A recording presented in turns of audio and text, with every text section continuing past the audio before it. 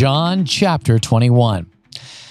After this, Jesus revealed himself again to the disciples by the Sea of Tiberias, and he revealed himself in this way. Simon Peter, Thomas, called the twin, Nathanael of Cana in Galilee, the sons of Zebedee, and two others of his disciples were together. Simon Peter said to them, "I am going fishing." They said to him, "We will go with you." They went out and got into the boat, but that night they caught nothing. Just as day was breaking, Jesus stood on the shore, yet the disciples did not know that it was Jesus. Jesus said to them, "Children, do you have any fish?" They answered him, "No." He said to them, "Cast the net on the right side of the boat and you will find some." So they cast it, and now they were not able to haul it in because of the quantity of fish. That disciple whom Jesus loved therefore said to Peter, "It is the Lord." When Simon Peter heard that it was the Lord, he put on his outer garment, for he was stripped for work, and threw himself into the sea. The other disciples came into the boat, dragging the net full of fish, for they were not far from the land, but about 100 yards off. When they got out on the land, they saw a charcoal fire in place with fish laid out on it and bread. Jesus said to them, "Bring some of the fish that you have just caught." So Simon Peter went aboard and hauled the net ashore full of large fish, 153 of them. And although there were so many, the net was not torn. Jesus said to them, "Come and have breakfast." Now, none of the disciples dared ask him, "Who are you?" They knew it was the Lord. Jesus came and took the bread and gave it to them, and so with the fish.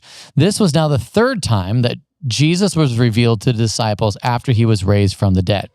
When they had finished breakfast, Jesus said to Simon Peter, "Simon, son of John, do you love me more than these?" He said to him, "Yes, Lord, you know that I love you."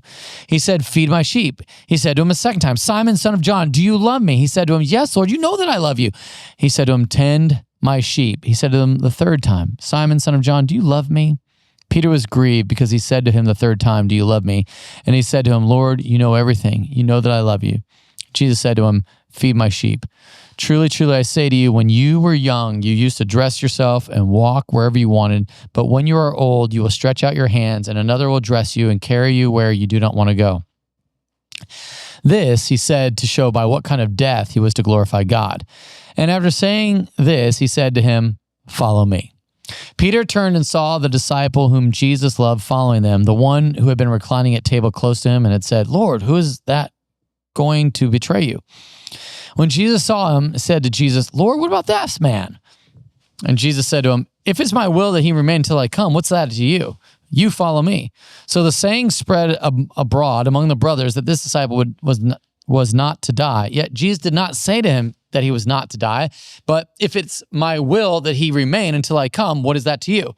This is the disciple who is bearing witness about these things and who has written these things, and we know that his testimony is true. Now, there are also many other things that Jesus did. Were every one of them to be written, I suppose the whole world itself could not contain the books that would be written. This is the word of the Lord.